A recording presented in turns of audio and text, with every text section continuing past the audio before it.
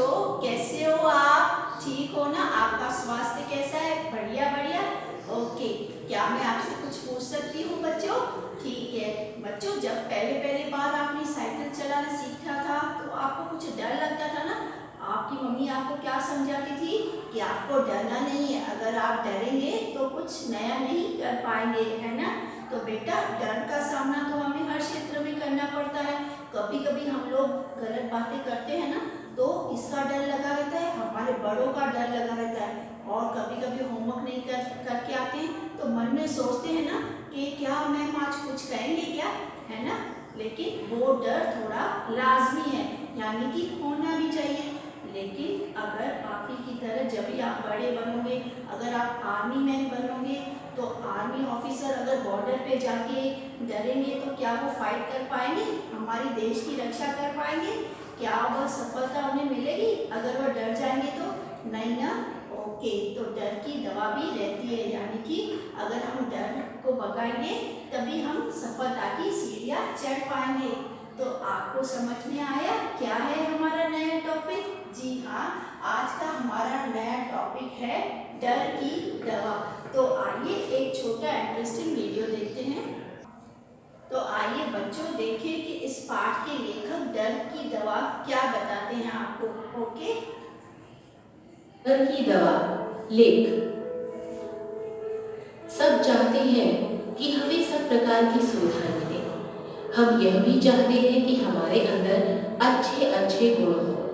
कितनी आश्चर्यजनक बात है कि यदि हम सबको हमारी ये मुंह मांगी वस्तुएं मिल भी जाएं, तो भी हम सुखी नहीं रह सकते, क्योंकि सुख तो निडर होकर ही भोगा जा सकता है। कमी आजकल सब में दिखाई देती है। मानव के इतिहास में ये पहला मौका है जबकि दुनिया में इतने बड़े पैमाने पर भय की भावना फैली हुई है। आज सारी दुनिया भयभीत है। कोई बीमारी से डर रहा है, कोई हवाई बमबारी से डर रहा है। बड़े बड़े राष्ट्र अणु बम और हाइड्रोजन बम के युद्ध से डर रहे हैं। कुछ अपने दुश्मन की ताकत से ही डर रहे हैं। यहाँ तक कि विज्ञान की मशीनों और कारखानों से भी लोगों को डर लगता है। कितना अभागा समय आ गया है कि मनुष्य ने विज्ञान की जो चीजें अपने सुख और आराम के लिए बनाई थी, वे सब डरावना हवा बनाकर उसी के लिए खतरा बन गई है। निडरता हमें कैसे प्राप्त हो सकती है? शस्त्रों से मनुष्य कदापि निडर नहीं बन सकता। उल्टा इससे दुनिया में डर की भावना बढ़ती है। क्या आपने नहीं देखा कि बिल्ली चूहे के सामने शेर साबित होती है, क्योंकि उसके पंजे चूहे के पंजों से तेज हैं और उसके बड़े बड़े दांत छोटे से चूहे को 1 मिनट में कच्चा चबा सकते हैं। लेकिन वही बिल्ली कुत्ते के सामने बिल्ली ही बनी रहती है, शेर नहीं। सुनते हैं शेर जंगल में सबसे बलवान होता है, तो क्या वह किसी से नहीं डरता? क्या वह बिल्कुल निडर बन गया है? नहीं, ऐसी बात नहीं है। तो आपने जाना बेटा, सब चाहते हैं कि हमें सुख मिले, अनेक प्रकार की सुविधाएं मिले, लेकिन उनके मन में भी बहुत सारी चीजों का डर है, नए नए शस्त्रों का डर है। लेकिन आपको पता होना चाहिए कि अगर हम डर को अपने मन में जगह देंगे तो हम लोग आगे अपना प्रोग्रेस नहीं कर पाएंगे, हम लोग तरक्की नहीं कर पाएंगे। आपने देखा कि इसमें बताया गया था कि अक्सर जो बिल्ली है वो भी साबित होती है शेर इसके सामने, चूहे के सामने, है ना? तो उसके मन में भी डर नहीं है। उसको पता है कि अगर मैं डर जाऊंगी तो मुझे सामने वाला खा जाएगा। तो इसलिए आज सबको एक डर की भावना मन में जागृत हो गई है। जैसे कि कोरोना था तो उसकी वजह से भी बहुत सारे लोग क्या थे, भयभीत थे। हमको प्रिकॉशन लेना है लेकिन डरना नहीं है। शेर भी बंदूकधारी से डरता है। इस प्रकार हमने अपने चारों तरफ की दुनिया में अपनी आंखों से देख लिया कि बड़े से बड़ा शस्त्र अपने पास रखकर भी कोई निर्भय नहीं बन सकता, क्योंकि दुनिया में एक से एक बड़ा शस्त्र है और शस्त्रों की भयंकरता की कोई सीमा नहीं।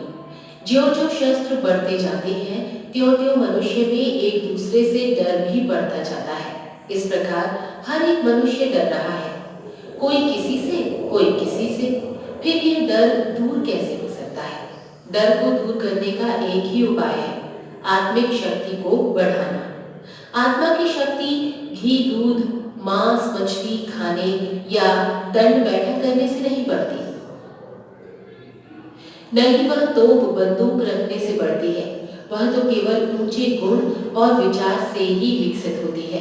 आत्मा का एक ऊंचा गुण है साहस, जिसे आम बोलचाल में हम हिम्मत या बहादुरी भी कह सकते हैं।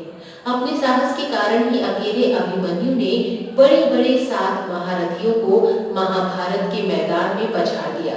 इसीलिए निडर बनने के लिए हमें सबसे पहले साहसी बनना होगा। आत्मा की दूसरी ताकत है प्रेम। पुरानी कहावत है कि जो गुड़ देने से मरे तो उसे जहर क्यों दे।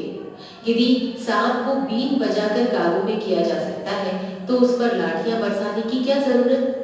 बीन बेशक मीठी होती है और उसका संगीत सुनकर विषैला सांप भी हुंकारना और डसना भूलकर मस्ती में झूमने लगता है। प्यार बीन की शक्ति से भी बढ़कर कई गुना अधिक ताकतवर है। उसके द्वारा बड़े से बड़े शत्रु को भी मित्र बनाया जा सकता है। शस्त्र तो केवल शत्रु के हाथ पांव और दूसरे अंगों को ही काट छील सकता है।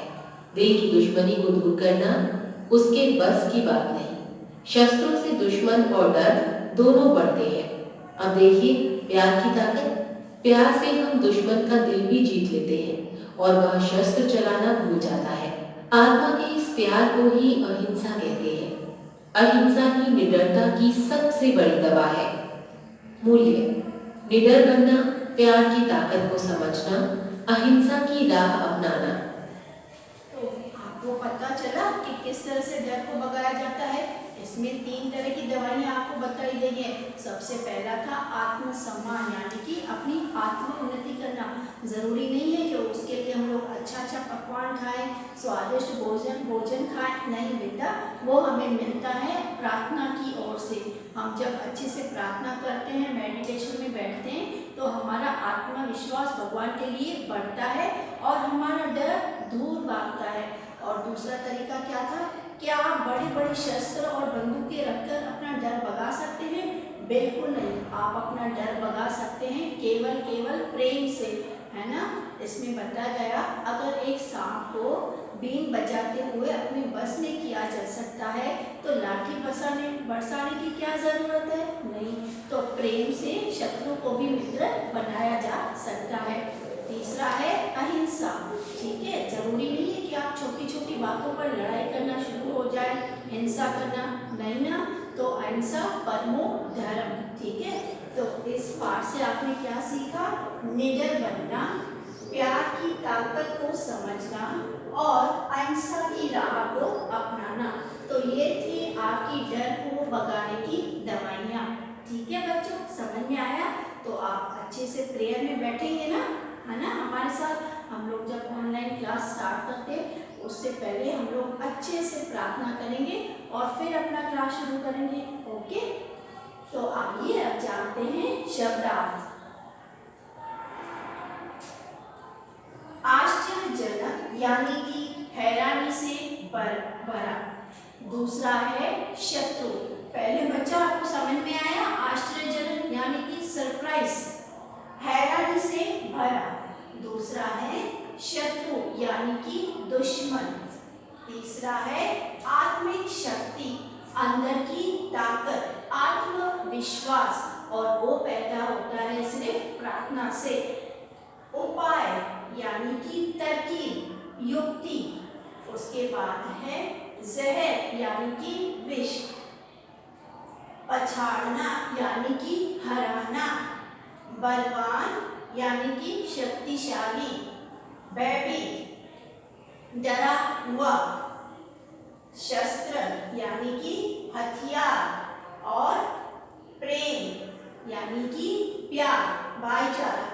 हमें सबसे कैसे डील करना है, सबसे हमें कैसा व्यवहार करना है? बड़े प्रेम से व्यवहार करना है। ठीक है, क्योंकि प्रेम से तो क्या हो जाता है, दुश्मन भी शत्रु भी अपने बन जाते हैं।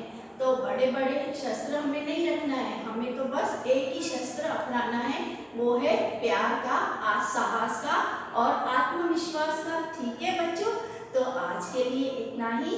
और हम लोग नेक्स्ट क्लास में और इंटरेस्टिंग बातें करेंगे इसी चैप्टर के लिए। ठीक है बच्चों, तो नमस्कार एंड स्टे ब्लेस्ड बेटा।